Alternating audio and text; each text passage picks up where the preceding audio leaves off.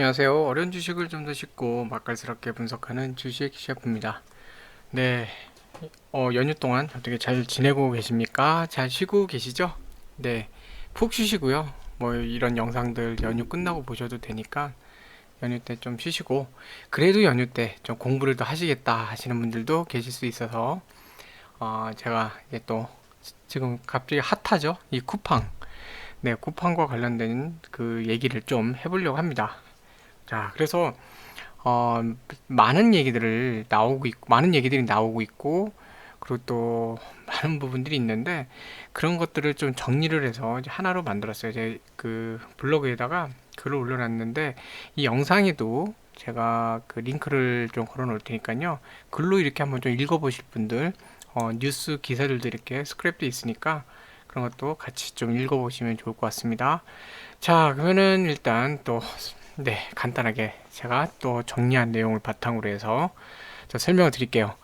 네, 이번 연휴에 또 이 얘기가 나와갖고, 네, 연휴, 네, 틈틈이 저는 이제 요거를 하고 있었습니다. 네, 좀, 어, 솔직히 조금, 연휴 때 조금 쉬기도 하려고 했는데, 또 뭐 큰 건이잖아요, 이런 건. 네, 큰 건. 뉴욕 증시에 이제 하려고 하는 거죠. 상장 준비를 하는 한국 기업이 또 그렇게, 네, 물론 이제 뭐 쿠팡 같은 경우에 해외 자본 투자를 많이 받아서 이게 소속이 어디냐가 조금 불분명하긴 해요.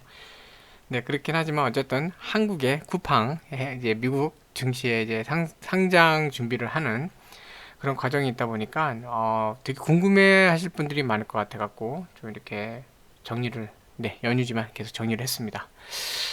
자, 그래서 좀 한번 볼게요. 네, 이 상장은 이제 2월 12일 날 미국 그 현지 시간으로 2월 12일 그 미국 증권거래위원회죠. 이제 SEC 거기에 클래스 A 보통주 상장을 위한 신고서를 이제 쿠팡에서 제출을 했습니다. 쿠팡이 사실은 이걸 위해서 그 전에부터 이제 그 미국 금융계에 있는 사람들이랑 이런 사람 많이 영입을 했죠. 연준 후보로 올라갔던 사람인가요? 뭐 그런 사람도 이제 영입을 하고 하면서 어, 미국에다 IPO를 하는 거 아니냐는 얘기가 이제 계속 나왔는데 이제 결국은 네, 카더라가 진짜네가 돼버린 그런 상황입니다. 그래서 뉴욕 증권거래소에다가 이제 상장을 하기 위한 그 준비를 하고 있는데 신고서 제출을 했죠. 네, 근데 월스트리트 저널에서 이 이야기를 이제 얘기를 했고 또 사람들 관심이 이제 폭발적으로 증가하고 있죠. 자, 그래서 지금 월스트리트 저널에서는 뭐라 그랬냐면 2014년도 알리바마 그룹 그 이후에 가장 큰, 네, 알리바마가 그 예전에 이제 1680억 달러 186조 원이었거든요. 네, 근데 뭐 이 정도 규모는 아니지만 그래도 한 500억 달러 이상의 가치 평가를 하고 있는, 네, 약 55조 4천억이죠. 이 정도의 큰 대형 또 IPO가 아닐까 하고 얘기를 하고 있습니다. 그러니까 미국에서도 지금 관심이 많은 그런 상태죠. 음. 자, 그리고 로이터에서는 고성장 기술주에 쏠린 그 투자자들 취향에 맞게 IPO하는 것이라 분석을 하고 있어요. 이 IPO 자체가 이제 쿠팡이 이제 어떤 이런 고성장 기술주라고 얘기하고 있거든요. 여기 구미에 맞게끔 뭐 내용들이 나간 것 같은데, 뒤에서도 이제 설명드리겠지만, 또 뒤에 뒷부분에 좀 중요한 말씀 좀 많이 드릴게요. 그 뒤에서 좀 설명드리겠지만, 이 쿠팡의 미국 상장이 물류 유통이냐 아니면 IT 기업이냐 이걸 놓고도 좀 많이 좀 봐야 될 필요가 있어요. 네, 업태가 되게 중요하잖아요. 그리고 그 뜻이 뭐냐면 이 회사가 주력을 하는 게 어느 분야냐는 걸 좀 뜻하거든요. 그러니까 유통 물류냐 아니면 이렇게 IT냐 이게 참 중요하거든요. 어쨌든 끝까지 한번 지켜볼 필요는 있을 것 같습니다. 네. 그래서 지금 뭐 투자자들 사이에서도 또 IPO, 네, 여기 열풍, 그 속에서 미국도 IPO 열풍이 있는데 그 안에서 이제 쿠팡에 대한 관심이 높아지고 있죠. 근데 재밌는 게 뭐냐면 쿠팡은 한 번도 흑자를 낸 적 없는 적자 기업이에요. 만년 적자예요. 맨날 적자예요. 네, 오늘 이번도 적자, 뭐 내일도 적자, 막 적자 그냥, 네, 막 적자인 기업이에요. 그냥 적자예요. 이게 재무제표상이나 여기 상태를 볼 때 그냥 맨날 허거나 돈만 까먹고 적자인 회사를, 네, 누가 투자를 하겠어요. 더군다나 창업주긴 하지만 김범석 이사회 의장이죠. 네, 그 김원석 의장 같은 경우는 1년에 연봉으로 거의 한 10억 가까이 받거든요. 9억 얼마나 받고 있는데 적자인 회사에서 막 그러잖아요. 근데 그걸 이 투자자들이 가만 냅두겠어요? 맨날 돈 닦아먹고 투자금 닦아먹고 어? 오너라고는 하지만 어쨌든 그 만든 그 김범석 의장은 또 내 연봉 막 매년 10억씩 가져가고 근데도 불구하고요. 이걸 놔두는 건 뭔가 이유가 있겠죠? 자, 그래서 거기에 대해서 두 가지 이유가 있어요. 네, 왜 여기 이 적자인 기업 상식적으로는 투자를 해서는 안 되는 여기에 대해서 왜 투자를 하나? 왜 이걸 좋게 보느냐? 두 가지 이유가 있는데 그 두 가지 이유를 좀 볼게요. 첫 번째, 이 적자 자체가 이유가 있는 적자라고 보는 겁니다. 네, 그 적자의 가장 큰 이유는 매출이나 영업이익이 증가하고 있지만 그 이상의 투자도 계속하고 있는 거예요. 아직까지는 이 회사가 성장 단계다. 네. 그냥 가만히 이렇게 안정적으로 돈 버는 단계가 아니라 성장 단계다. 그렇기 때문에 계속해서 돈을 벌어야 된다. 아니, 투자를 해야 된다. 네. 돈 벌기보다 투자해야 된다. 그래서 투자를 많이 하다 보니까 적자다. 뭐 이런 얘기도 나오는 거죠. 적자 상황에서도 계속 대규모 투자를 해요. 인프라 확충하죠. 그 물류센터나 이런 데들. 직접적으로 직원 고용하고 있죠. 뭐 쿠팡맨 이런 사람들 물류센터에서 그 택배 분류하는 사람들부터 해서 막 직접 고용하고 있죠. 뭐 여러 가지로 투자를 많이 하고 있어요. 서비스 품질 향상을 위해서 많이 하고 있어요. 그러니까 이게 그 돈이 없는 이 불만이 클 수밖에 없거든요. 사실은요. 적자만 하고 돈 까먹는 데인데도 이렇게 좋게 보고 있다. 그게 뭐냐? 쿠팡이 현재는 돈이 아니라 고객과 서비스 만족도를 보고 있는 거예요. 고객을 확보하고 예? 고객을 계속 확보를 하는 거고요. 서비스 만족도를 또 높여서 또 마찬가지로 고객 확보하는 거죠. 자, 이렇게 하면은 지금 당장은 뭐 적자지만 고객들이 만족하고 양질의 서비스 제공해서 고객들 또 늘어나고 또 늘어난 고객들이 이 회사의 충성 고객이 돼서 지속적으로 이 회사 거 이용해주고 또 좋은 소리 해갖고 또 옆에 또 뭐 친구 친척부터 다 소개해주고 막 이래갖고 또 고객 늘어나고 이런 반복적으로 늘어나는 거 이제 이런 거를 노리고 있는 거죠. 네. 그래서 이게 사실 보면은 이 적자가 생긴 그 이유 중에 하나도 이제 고객과 이제 서비스 만족도, 고객 만족도, 서비스 만족도를 고민을 하면서 만든 게 로켓 배송이잖아요. 새벽 배송, 로켓 배송 막 이제 당일 배송 막 별 얘기 다 나왔잖아요. 예전에는 택배 시켜도 뭐 며칠 걸릴 수 있고 심하면 일주일도 걸리고 막 그랬는데 그냥 뭐 이렇게 막 이렇게 네, 로켓 배송 어느 순간에 로켓 배송이요 사회적인 트렌드가 됐어요. 그래서 쿠팡뿐만 아니라 이 로켓 배송 하는 데 되게 많잖아요. 어디 뭐 마켓컬리 이런 데도 새벽 배송하고 뭐 별 그런 거 많아졌잖아요. 파생돼서 나왔죠. 네. 자, 그래서 뭐 이런 문화까지 만들었거든요. 그럼 뭐예요? 고객들 입장에서는 익숙하잖아요. 그러니까 결국 또 써요. 그게 자꾸 벌어지잖아요. 그러니까 뭐냐면 고객이 늘어나고 충성 고객이 늘어나는 거예요. 이 서비스에 대해서 만족을 하고 빠르고 뭐 잘 오니까. 그럼 뭐냐면 이런 게 계속 반복되면서 고객을 계속 락인이라 그러거든요. 락인.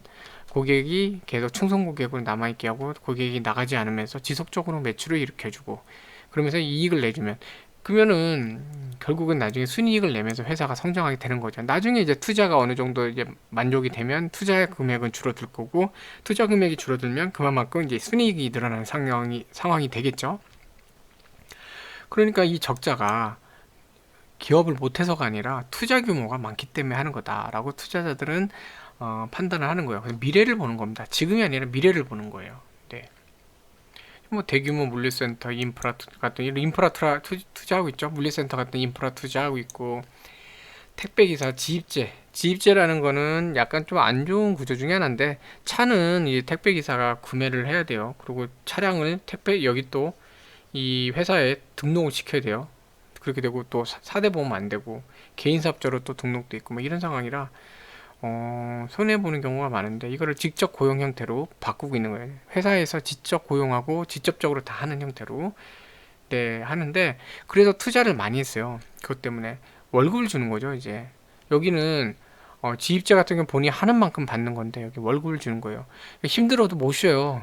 지입제는 쉬면은 그만큼 돈을 못 버니까 못 쉬고 막 일을 많이 해야 되거든요.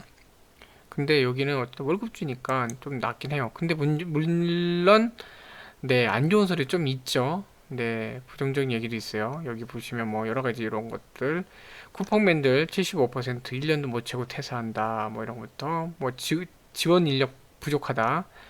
그리고 이 직접 채용했으니까 이제 월급을 주잖아요. 그 월급이 업계에 비해서 좀 약간 낮다. 네, 이런 것부터 부정적인 얘기가 나오는데, 그래서 회사 차원에서는 조금 이게 내부적으로도 조금 네, 그런 부정적인 시각이 있어요. 근데 고객 입장에서는 빠르게 오고 또 잘 오고 하니까 만족도는 높아지고 있고, 그러니까 고객이 많이 쓰고 많이 팔아주고, 또 코로나 시대에 또 배달 많이 하면서 또 매출 막 올라가고, 그러니까 투자자나 고객이나 만족을 하는 겁니다.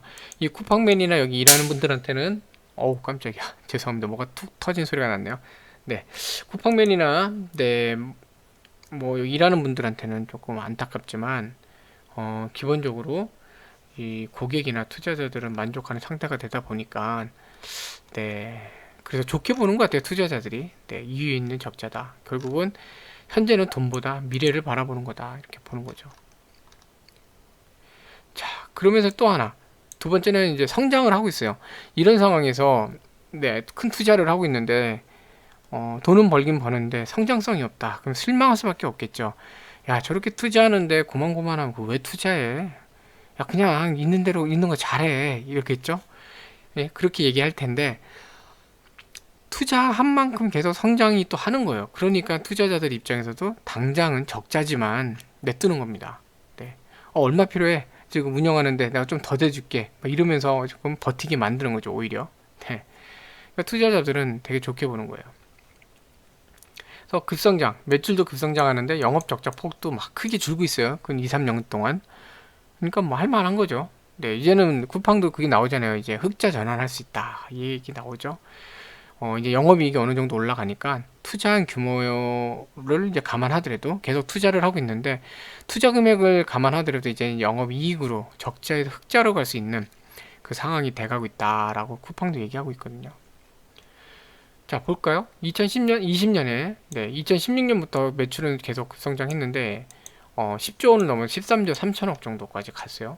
쭉 이거 올라오고 있었죠. 그러다가 7조, 2019년도에 7조 1,407억이었는데, 2020년도 뭐 코로나로 인해서 매출이 올라간 것도 있어요. 여긴요. 배송이 많이 늘었었잖아요. 그때, 그쵸? 그래서 이때에 비해서 많이 올랐죠. 이 7조 뭐 얼마 요거 있는데 13조 3천억, 한 90% 증가를 했어요. 어마무시하죠, 어마무시하죠. 네. 자, 근데 적자도 한번 볼게요. 적자도 보면 매년 뭐 5천억, 6천억, 이때 2018년도에는 1조가 넘게 적자. 뭐 누적 적자라면 이게 얼마입니까? 막 엄청 적자. 투자자들 금액을 다 까먹고 앉아 있었죠. 그쵸? 다 까먹고 있었어요. 근데 그게 그냥 잘못해서 까먹는 게 아니라 대규모 투자로 인한 적자였다는 거죠. 이만큼 막 투자를 하고 있었던 거예요. 근데 이제 2018년도에 비해 2019년도 네, 적자폭 확 줄었죠. 4천억 정도 줄었죠. 네, 그쵸? 3,700억 정도 준 것 같아요. 자, 그 상황에서 또 여기서 여기까지 또 보면은 1285억 정도 이렇게 줄었어요. 그쵸? 1285억인가요? 하여튼 1200 얼마? 하여튼 줄었어요. 네. 뭐 이렇게 줄었는데, 이런 말을 합니다. 그 CFO가 이런 얘기를 해요. 우리가 이 정도 적자는 했지만 사실 그 2020년도에 코로나 방역 비용 뭐 안전관시 요원이라고 해서 2,500명인가 400명인가 채용을 했어요. 이 코로나 수칙 잘 지키는지 그것도 보고 어떤 이제 문제가 없는지, 또 그 이 뭐죠, 집단 감염 되지 않도록 또 이렇게 감시도 하고 그런 걸 하는 뭐 임시직이긴 하지만 어쨌든 채용을 했어요. 그리고 온도 측정기나 뭐 이렇게 소독 마스크, 소독장치 마스크, 세정제 이런 것들도 막 투입을 했어요. 그러면서 5천억을 썼다라고 얘기하거든요, 방역 비용으로. 근데 이게 좀 약간 상식적으로 좀 말이 안 된다고 하는 견해도 있어요. 5천억은 진짜 이 1년 매출을 5천억 하지 못하는 회사도 많잖아요. 그쵸? 이 5천억이라는 게 규모가 어마어마한 돈인데, 이 5천억을 썼대요. 이 코로나 방역 비용으로 썼대요. 뭐 내역은 공개하지 않으니까 내역은 알 수 없는데, CFO 얘기로는 5천억 정도로 그렇게 썼대요. 네, 그런 말들이 있습니다. 그래서 이게 네, 그 여러 가지 그게 있어요. 우리는 이제 경쟁사들 있잖아요. 쿠팡이 경쟁사들한테 야, 우리는 뭐 이 비용을 5천억 정도 가뿐히 쓸 정도로 우리는 튼튼해. 이런 걸 과시한다는 그런 얘기도 있고, 또 하나는, 이제는 곧 흑자전환 될 거라고 계속 얘기를 했었거든요. 근데 코로나 상황도 오고 하면서 이제 어쨌든 그 영업이익 자체가 흑자 전환 못하고 적자가 지속됐잖아요. 줄이기는 했지만 계속적으로 지속적으로 이제 적자가 계속 진행되고 있잖아요.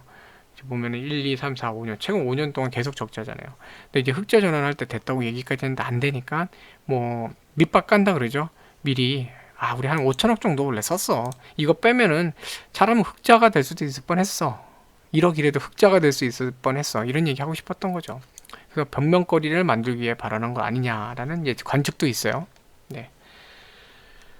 자, 이용자 수도 뭐 1,480만 명, 뭐 어마무시하죠. 네.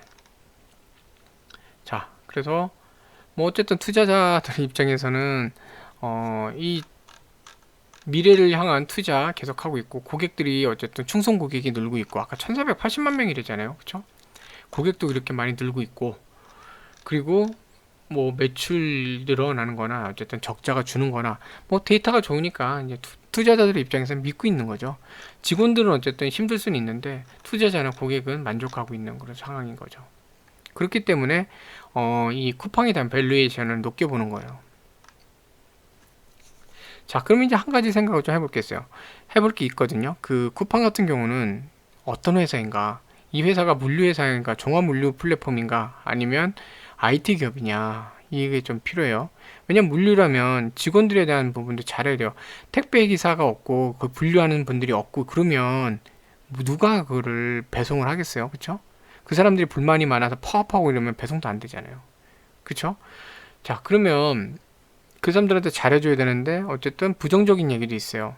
그런 얘기도 나오고 있는데 물론 이제 어쨌든 잘해주려고 노력은 하긴 해요. 하는데 더 잘해줘야 되지 않나 하는 생각도 좀 들거든요. 자, 그러면 지금 현재 이 쿠팡이 보여주는 거는 과연 이 회사가 어떤 회사이기 때문에 그런 모습을 보여주느냐 이걸 한번 좀 나름대로 좀 분석을 해봤거든요. 그러니까 미래는 어떻게 될지, 미래의 모습이 어떨지, 이거를 이제 어쨌든 생각을 해보고 투자자가 돼야 되는 거잖아요. 그쵸? 뭐, 쿠팡을 투자하시라고 말씀드리는 게 아니에요. 이런 쿠팡 얘기가 나와서 좀 정리를 해드리는 거지, 종목 추천드리는 거 아닙니다. 절대 아니에요. 네. 자, 그래서 쿠팡의 미래 가치도 상상해보고 뭐 이렇게 할 수 있으니까, 이 미래 모습, 네. 이걸 좀 이런 질문을 던지면서 미래 쿠팡을 보면서 과연 이게 어떤 회사가 될까를 봐야 돼요. 네. 자, 기본적으로 보면 대규모 물류센터 구축하고 직원 택배 운송 관련된 사람들도 이제 다 직접 고용하고 있고 그러면 딱 보면 물류회사예요. 종합 물류회사. 그쵸? 근데 생각을 해봐야 되는 게요. 쿠팡 처음 시작이 뭐였죠? 그냥 온라인 쇼핑몰이었어요. 일종의 온라인 쇼핑몰이었고 근데 쇼핑 플랫폼이었죠. 그러다가 나중에 또 이제 스마트폰 기반으로 앱이 나온 거잖아요. 처음에는 온라인 기반이었잖아요. 웹 서비스. 그쵸? 근데 이걸 하다가 이제 서비스 품질을 더 좋게 한다고 그러면서 이제 물류 배송 쪽을 직접적으로 투자를 하면서 확보를 해 나간 거죠. 물류센터도 확보를 하고 기사 그 뭐죠 분류 인원이나 그 택배 분류 그 직원이나 이렇게 배송 담당 직원들 쿠팡맨이죠 다 채용을 하고 투자를 하면서 이렇게 했는데 어쨌든 기본적으로 온라인 쇼핑몰 그러니까 IT 회사였어요. IT 회사. 네. 네. 자, 그리고 근데 이제 한번 보면요. 현재 또 모양새를 보면 참고로 네이버나 카카오는 쇼핑 서비스를 하죠. 보통 중재 서비스를 하고 있고 근데 여기는 이제 직접적으로 물류센터를 운영하거나 이제 배달기사 고용하고 있지는 않아요. 근데 이제 이거에 반해서도 딱 보면 쿠팡은 현재 모습을 볼게요. 현재 미래가 아니라 물류센터 배송 시스템 운영하면서 직원들을 좀 생각해주는 그 모양새는 보이고는 있어요.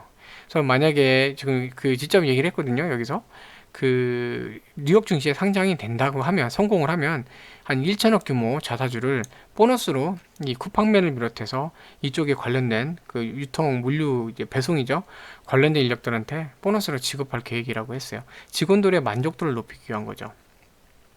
왜냐면 지금 현재로서는 배송이 잘 돼야 되니까 큰 자산이에요. 네, 큰 재산이죠. 그렇기 때문에 잘해주려고 하는 거예요. 근데 이게 정말 쿠팡이 가는 그 진짜 모습인가? 네.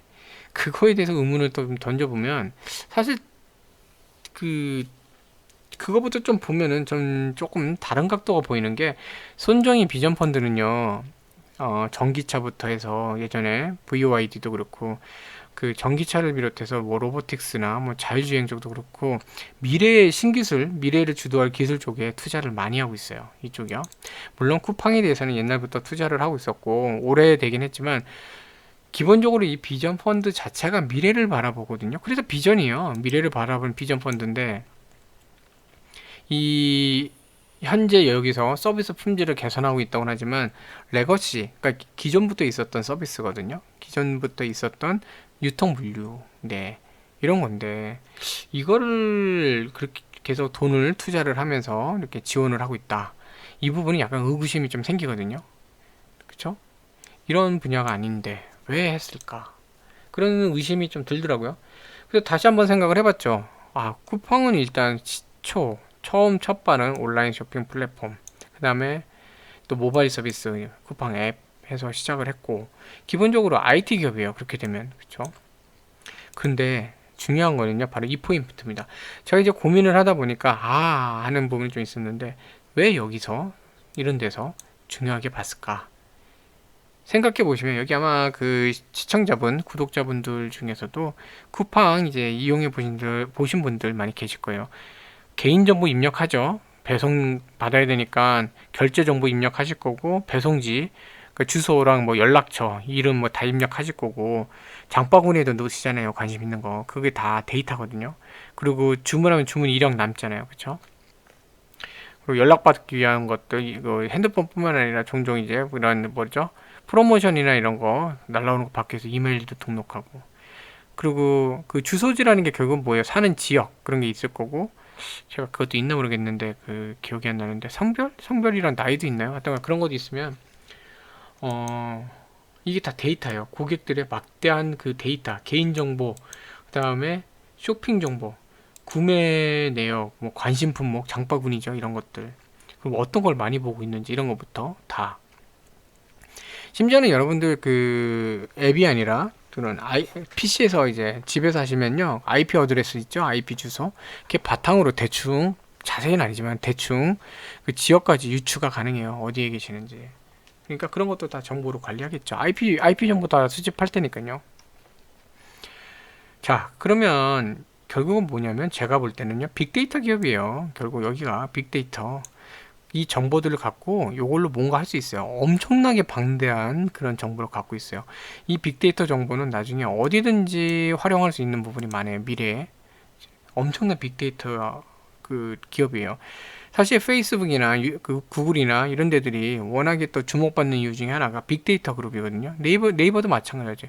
얼마나 많은 정보를 거기서 수집을 하나요? 개인정보뿐만이 아니라 뭐 블로그나 카페 이런 거에 올라오는 정보부터 정말 다양한 거를 수집을 하고 모르죠. 뭐 뒤로는 따로 어떤 식으로 분석을 또 하는지 그 데이터를 가져다가 자기들 마음대로 또 뭔가 분석할 수도 있잖아요. 그러면서 또 다른 가공된 형태의 뭔가 데이터를 만들어낼 수도 있고 그 네이버 같은 데도 보면 그런 거 있잖아요. 네이버 데이터랩인가요? 보면은 검색어 뭘 검색 많이 했는지 통계도 나오잖아요. 그쵸? 그런 것처럼 마찬가지 여기도 검색 키워드, 그 다음에 관심사부터 여러 가지 어떤 것들을 많이 관심을 갖고 어떤 부분이 많이 판매되는지 이커머스 관련된 거 정말 많은 정보를 갖고 있거든요. 네. 그런 게 나중에 여기 다 적용될 수도 있어요. 전기차 같은 거 할 때도 주변에 이 고객한테, 이 탑승자한테 맞는 어떤 차별화된 서비스 제공할 때 그 빅데이터 필요하잖아요. 거기에도 필요할 수 있고, 네. 전기차 자율주행 묶어서죠. 자율주행 전기차. 로보틱스 같은 경우도 뭐 옆에 도와주는 서빙 로봇이든 뭐 어떤 로봇이든 뭐 할 때 그 사람들 취향에 맞춰서 할 수도 있고, 뭐 다양한, 네. 그 밖에 다양한 부분에 쓸 수 있죠. 이게 진짜 돈 같아요. 빅데이터. 네, 여기에 대해서 밸류에이션을 되게 크게 본 거 아닌가 싶어요. 근데 이게 보면요 데이터가 계속 쌓여요. 2020년 4분기 기준으로 보면요 활성 고객입니다. 활성 고객이라고 하면은 회원 가입하고 아무것도 안 하는 게 아니라 최소 한 번 많이 한 분들 많이 하겠죠. 근데 최소 한 번은 결제한 사람이에요. 최소 한 번은. 네. 자, 그럼 뭐냐면 이 사람들이 1480만 명이에요. 근데 이 중에 보면 여러 번 한 사람들 있잖아요. 그 데이터가 어마무시해요. 근데 이게 2019년 4분기에는 1180만인데 1480만이니까 300만이 또 늘었어요. 25.9% 증가했어요. 늘고 있는 거죠. 더군다나 이게 여기도 이제 유료 회원이 있어요. 쿠팡에 보면은요. 롯데 와우가 있거든요. 이 월 2,000원, 2,900원 내고 뭐 여러 가지 혜택 받고, 그다음에 뒤에 말씀드리겠지만 OTT 그 어떤 컨텐츠를 보는 거 있죠. 넷플릭스 같이 그런 거 서비스도 하고 있거든요. 거기도 쓸 수 있는 거 가입자인데 2020년 4분기 기준으로 활성 고객의 32% 정도 된다고요. 활성 고객이 1,480만 명인데 32%니까 한 470만 명 정도가 유료 회원이에요. 자, 유료 회원이면 어떡하죠? 아마 그 생각해 보세요. 본인이 유료 회원이라고 생각해 보세요. 그럼 어떡 하시겠어요? 본 좀 뽑아야죠. 그러니까 자주 보고 자주 뭐 활동을 하고 또 혜택 있으면 구매하고 막 이럴 거잖아요. 그쵸? 그리고 OTT 같이 이런데 넷플릭스 비슷한 거 컨텐츠 시청도 하겠죠.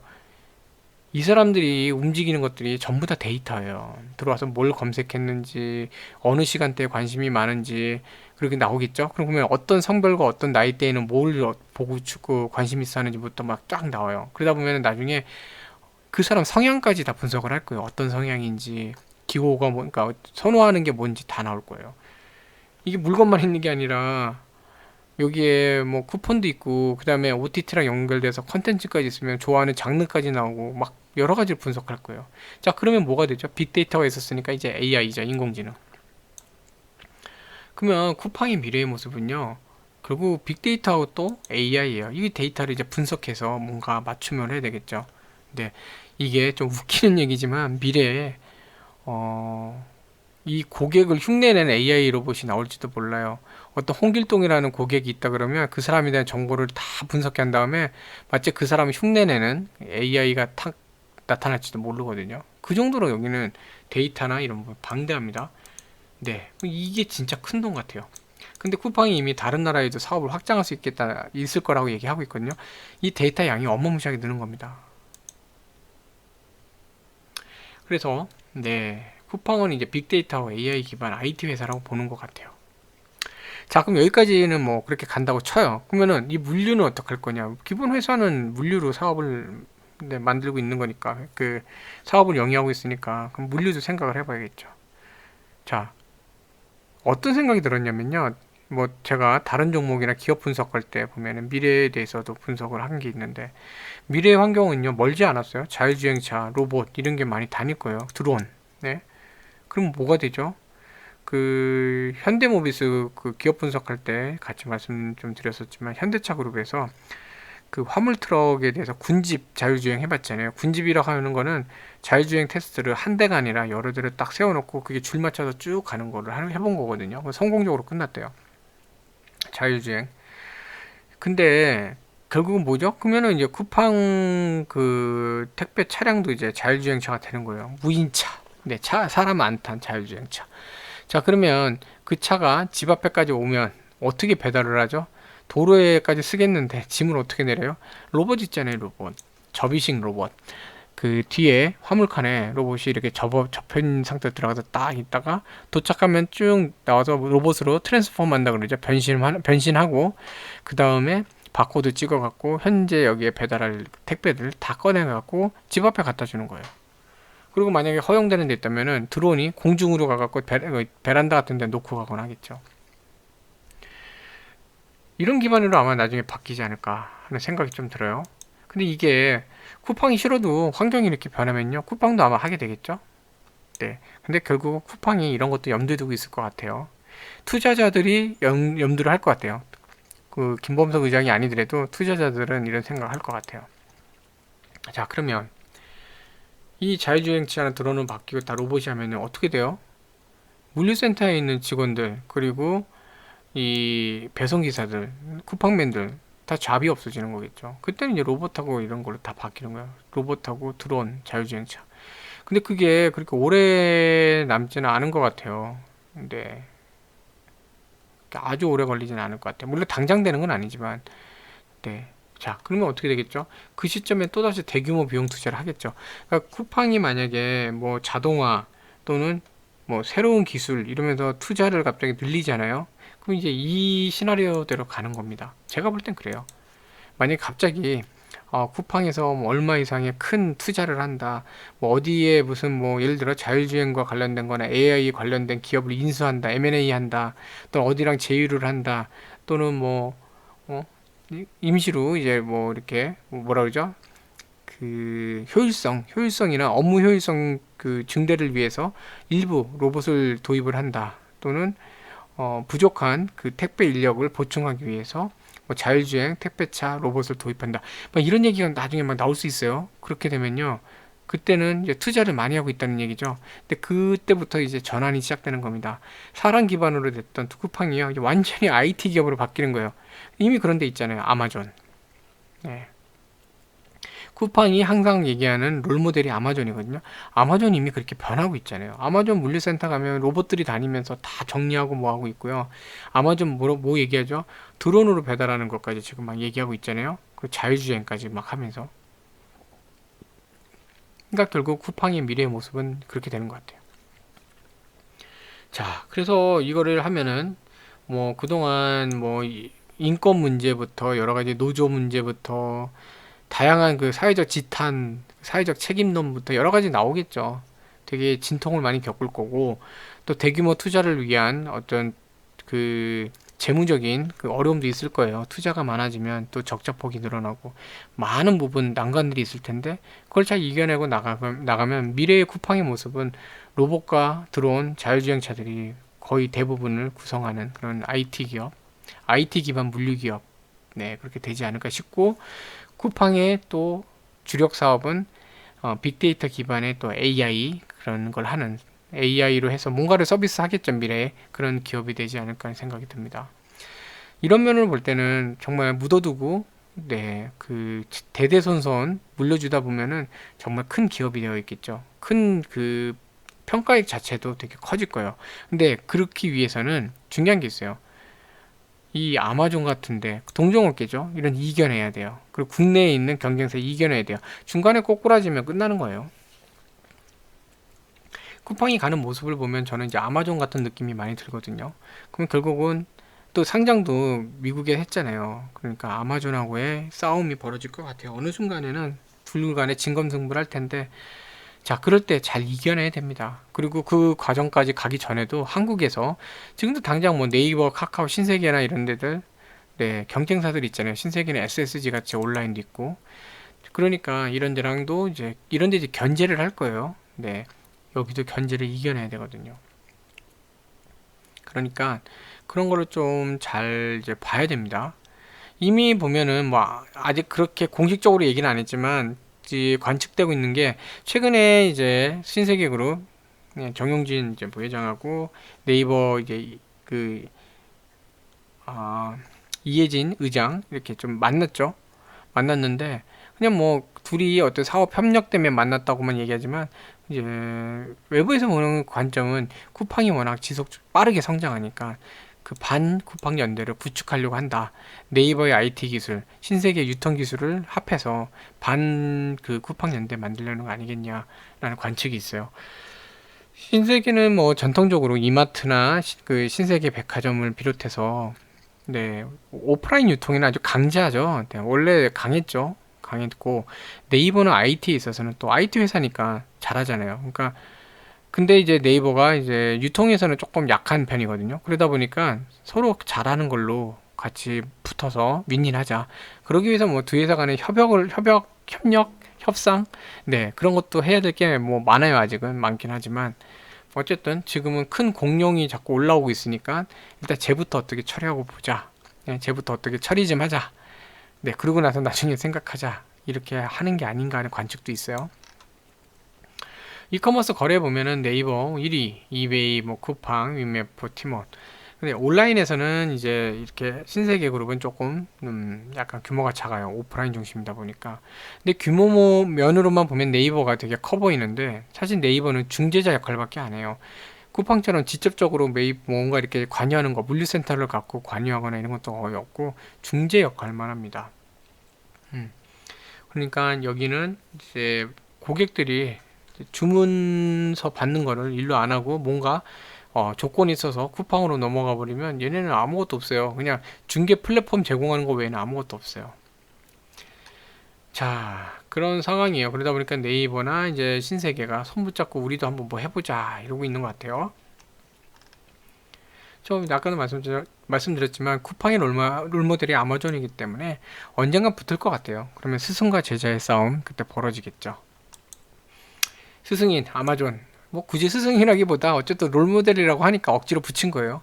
그리고 제자인 그 쿠팡 언젠가 한번 좀 싸움이 벌어지지 않을까. 저 앞에 말씀드렸지만 이제 쿠팡은 단순히 이런 물류만 한 게 아니라 OTT도 해요. 그 넷플릭스나 이런 데처럼 동영상 플랫폼이죠. 네, 온라인 동영상 플랫폼 이런 것도 합니다. 뭐 영화도 보고 드라마도 보고 뭐 이런 거 있잖아요. 그래서 아까 말씀드린 뭐 멤버십 그 가입을 하면 쿠팡 플레이까지 할 수 있어요. 그래서 이커머스의 컨텐츠를 결합을 시켰죠. 이 쿠팡 플레이라는 앱이 그 다운로드를 받아 설치해야 되는데 기존에 이 아까 로켓 와우라고 회원 있잖아요. 이 회원은 연동만 하면 바로 별도 회원 가입 안 해도 돼요. 그러니까 회원 가입 자체도 편하죠. 네. 2,900원 요거 낸 로켓 와우 회원이면 그냥 웹 다운로드하고 연동시키면 바로 자기 쿠팡에 있는 회원 정보가 이제 연동이 돼갖고 별도의 가입 없이 쓸 수 있는 거예요. 그러니까 이게 뭐냐면 가입 절차를 되게 편하게 했잖아요. 아까 얼마였죠? 400만이었네. 얼마인가 했던가. 이 회원들, 네, 이 회원들이 바로 이쪽으로 그 쿠팡 플레이 쪽으로 올 수 있게끔 공짜니까 일단 다 깔겠죠. 원래는 요건데 그렇잖아요. 2,900원에 어쨌든 로켓 배송 이쪽에 혜택 보는 건데 거기에 덤으로 온라인 OTT도 할 수 있다. 이거 해드릴게요. 이런 거랑 똑같아요. 지금요. 사실은 결합 상품인데 실제로 보면은 로켓 와 회원님들은 이거 공짜로 쓸 수 있어요 하고 마치 얘는 덤으로 주는 것 같아요. 그런 느낌을 주는 거죠. 그러니까 설치하겠죠. 그럼 여기에 대한 이제 고객도 당연히 올라가는 거죠. 그럼 여기서 나오는 아까 말씀드린 빅데이터 그 수집 데이터도 많아지는 거죠. 머리 쓴 겁니다. 그래서 이걸 준비를 오랫동안 해왔고 2020년 7월에는 싱가포르 OTT 업체의 그 훅이라는 게 있는데 거기에 소프트웨어 사업 인수를 했고 그 다음에 이미 그 2020년 10월에 쿠팡 플레이 상표 등록도 했어요. 출원이죠, 출원. 네, 등록이 출원한 상태고. 자, 그래서 뭐 이커머스 음식 배달 여기에 새로운 서비스로 이제 컨텐츠까지 아마 뭔가를 묶어서 하는 상황이 벌어지지 않을까 싶어요. 뭐 영화 속에 나오는 소품이나 이런 거를 이커머스 통해서 바로 구매를 할 수 있는 네, 동영상 그 뭐죠? 동영상 커머스 그러네요. V커머스. 네, 그런 것도 될 거고 영화 속에서 그런 거 있잖아요. 꼭 밤에 영화 볼 때 그 있어요. 저도 그러는데 꼭 밤에 영화 볼 때 보면은 통닭에 맥주 한 잔 또는 뭐 이렇게 짜장면 먹는 장면 나오면 배고파요. 괜히 먹고 싶거든요. 그럼 거기에 띵 뜨면서 주문하시겠습니까 하면은 근처에 있는 네, 음식점에 배달할 수도 있고 이건 모르는 거예요. 그냥 제 아이디어인데 그렇게 할 수도 있는 거예요. 그런 거를 깔아 놓은 거죠. 네. 그렇게 갈 것 같아요. 그런 모습으로 나중에 가야죠. 네. 못할 것도 없고 지금 플랫폼이 있으니까. 그러니까 이렇게 되니까 그 여러 가지로 지금 계속 공격적 투자를 하면서 또 이렇게 매출이나 이런 영업 적자긴 하지만 어쨌든 영업 부분에 대해서도 점점 개선해 나가고 있으니까 투자자들도 그래 한번 해보자 하고 쿠팡의 미래에 대해서 지지를 하는 겁니다. 그 대표적인 투자자인 그 손정희 비전 펀드도 지지하고 있거든요. 그게 어디서 보이냐면 아마 처음 들어보신 분들도 계실 수도 있는데 주식에 보면 차등 의결권이라는 게 있어요. 차등, 동등이 아니고 차등이죠. 차별을 준다는 거예요. 차등, 동등은 똑같이 하는 거. 그러니까 원래는 주식회사는 주식 한 주가 하나의 의결권이에요. 주총에서. 네.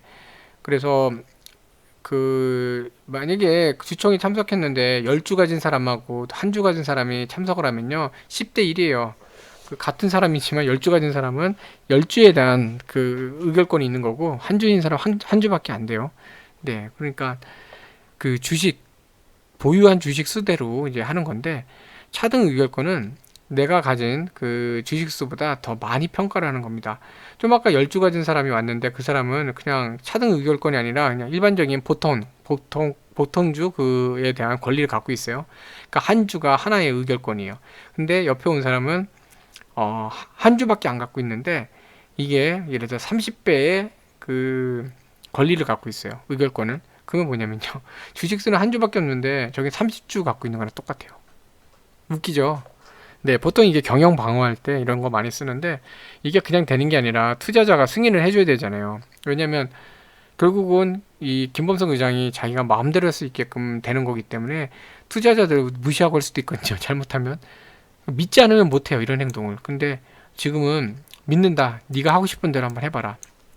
네, 저도 이제 투자 쪽도 이제 일을 해보고 했지만 이게 투자를 하면은 경영에 대해서 어느 정도 관여를 안 할 수가 없어요. 왜냐면 투자를 했잖아요. 큰 돈을 투자를 했는데 경영진이 방만 경영을 하거나 너무 무리를 하면 투자금이 없어지니까 의견을 제시한다고 하지만 네, 어느 정도 간섭을 하게 돼요. 네, 시어머니라고 하면 좀 그렇고 어쨌든 네, 막 이렇게 좀 잔소리를 많이 하게 되는데 어, 이렇게 29배 의결권을 갖고 김범석 의장 혼자 다 할 수 있는 상황이 되면 주총에서 자기 마음대로 하면 되잖아요.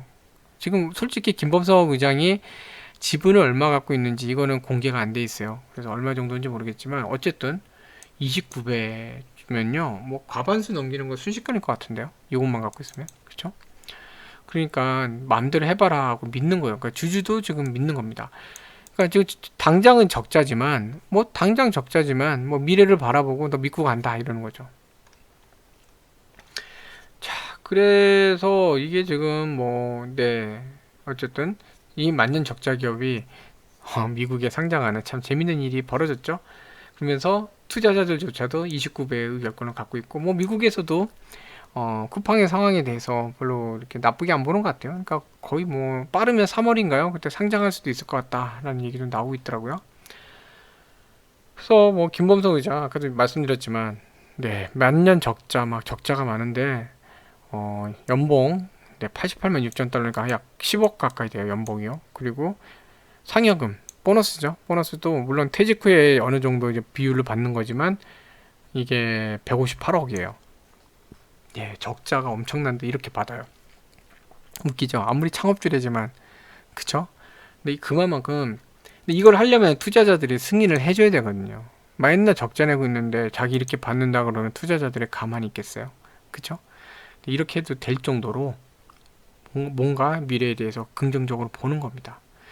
자, 그러면 이제 중요한 말씀 하나 드리고 싶은 게 있는데 제가 그 기사들도 보여드리려고 그러다가 혹시나 또 오해가 생기고 또 잘못돼서 또 그쪽 그 주주분들이 또 마음이 상하시거나 또 뭐 여러 가지 또 오해가 생길 수 있어서 그거는 이제 안 보여드리고 종목도 언급을 안 할게요. 그냥 네, 괜히 이게 잘못하면 꼭 마치 투자 권유하는 것처럼 돼서 가만히 계시다가 이거 갈 거야? 그러고 괜히 가서 하실까봐 말씀 안 드릴게요.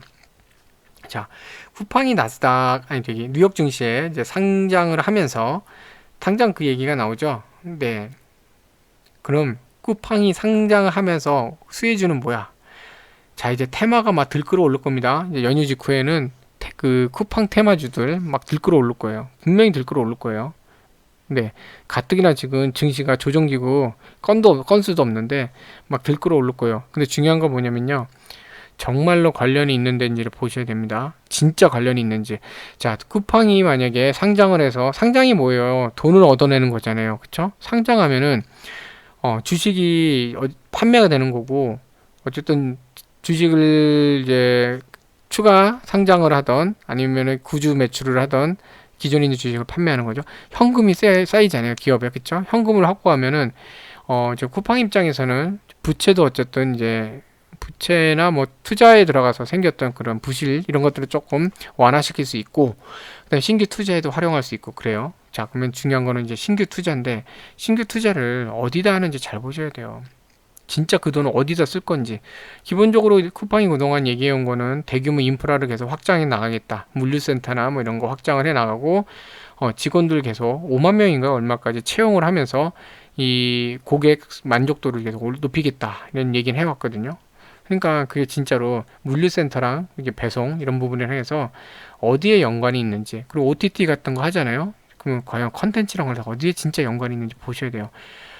제가 종목을 언급을 안 드리겠지만 벌써 뭐 다양한 뭐 심지어는 택배 박스부터 해서 뭐 별의별 거를 다 엮어서 지금 테마로 하고 있고 기자들도 심심하잖아요. 그러니까 온갖 거 이상한 거 뭐 카더라 그러면 신나서 기사 쓰고 있는데 정말로 연관이 있는지 보셔야 돼요. 이 쿠팡이 진짜 그쪽에 투자를 할 수 있는지, 시너지가 날 수 있는 데인지를 보셔야 돼요. 똑같이 물류를 한다고 해갖고 물류 협력사라고 해갖고 쿠팡이 이 돈을 번 게 글로 간다는 보장 없습니다. 그리고 컨텐츠 기업이라고 해갖고 쿠팡이 돈을 벌었다고 했다고 거기가 같이 혜택을 본다는 보장 없어요. 그러니까 안 된다는 게 아니라 꼭 그러진 않는다는 거예요. 그러니까 분석을 하셔야 된다는 거예요. 중요한 거 하나는 그 테마로 나오는 종목들 있잖아요. 재무제표 꼭 보세요. 부채가 얼마인지, 그동안 영업이익이나 그 당기순이익이 어떤 모양인지. 적자인 기업들을 하시면 안 됩니다. 그리고 만약에 당기순이익이나 뭐 매출은 그렇다 치고 이제 영업이익이나 당기순이익이 순손실 마이너스인데 원래는 이제 순이익으로 가다가 마이너스가 났다 그러면은 한번 찾아보세요. 어떤 투자 때문에 그런 건지. 왜냐면 만약에 이제 쿠팡하고 같이 뭔가 큰 그림 그린다 그러면 협력사도 대규모 투자를 할 수 있거든요. 그런 건인지 이런 것도 한번 살펴보셔야 돼요. 네. 지금 제 머릿속에는 종목 이름들이 쭉 있는데 말씀은 못 드리겠고, 제가 드리고 싶은 건 그거예요. 테마주 가급적이면 따라가시면 안 됩니다. 하지 마세요. 괜히 하다가 지금 장도 지금 이게 불마켓이라고 막 상승장이면은 뭐 해도 잘해서 딱 먹을 수 있는데, 조정장이요 잘못하면요 테마 그 고점에 잘못 물리시면은 회복 못 하실 수도 있어요. 네. 손해 많이 볼 수 있기 때문에 정 하시고 싶으시면은 소규모로만 하시고, 제가 볼 때는 매매 패턴도 그렇고 매매 습관 여기에 그런 게 맞지는 않아요. 분명히 그런 종목들 크게 움직일 거거든요. 막 어떤 거 상한가도 가고 막 그러겠죠. 수익률 보면은 배 아플 수 있어요. 근데 그런 거 부러워하지 마시고 그런 거 안 보시는 게 제일 낫습니다.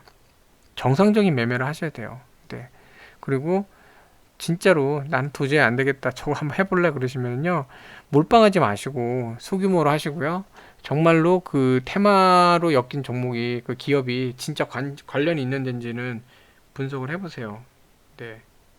제가 사실 그 기업들에 대해서도 한번 분석을 쭉 하면서 만들려고 그랬는데 종종 보면은 이제 이런 경우에 해당 종목들에 대해서 제가 이 부분에 대해서는 재무제표가 어떻고 실질적인 사업이 어떻고 이런 부분에서는 좀 조심하세요 이런 발언을 하면요 그쪽 주주분들은 또 오해를 많이 하시고 좀 마음 아파하시더라고요. 그래서 네, 그런 부분, 네, 그런 종목에 대해서는 종목이 뭔지 말씀 안 드리고 분석도 안 할게요. 네, 아무튼 굳이 그런데 네, 태풍에 말리실 필요 없어요. 제가 볼 땐 그래요. 네, 그래서 아무튼 자 쿠팡 뉴욕에서 로켓을 쏘아 올릴지 한번 지켜보시면 좋을 것 같고요. 이런 과정도 한번 보시면 괜찮을 것 같아요. 그리고 어느 정도 이제 테마성으로 확 올라가다가 꺼지는 거, 그게 꺼지고 나면은 진짜로 이제 여기랑 시너지가 날 만한 게 있는지 같이 해서 어떤 영업적으로 나아지는 부분이 있는 그런 회사가 있는지 살펴보시는 것도 좋은 방법인 것 같습니다. 테마 꺼지고 하세요. 그게 낫습니다. 진짜로. 특히 주린이 분들, 네, 주식 시작하신 지 얼마 안 되신 분들, 제 채널에 보면은 딱 보면은 또 실력이 있는 분들도 좀 계시거든요. 많이 계시거든요. 뭐 그런 분들 본인이 절제하시면서 매매법이 있으시면 몰라도요. 주린이 분들 하시면 안 됩니다. 근데 다 마세요. 구경만 하세요. 구경만. 정 근질거리시면 한두 주 정도로 경험만 해보세요. 얼마나 무서운 건지도 보시고. 네. 자, 그래서 이렇게 좀 쿠팡 핫하니까 한번 좀 정리 좀 해봤습니다. 네, 그래서 50분이 다 돼가요. 떨다 보니까 하나 갖고 50분이 다 돼가네요. 네, 그래서 이렇게 설명드렸고요. 네, 참고가 되시면 좋겠습니다. 시청해 주셔서 감사합니다.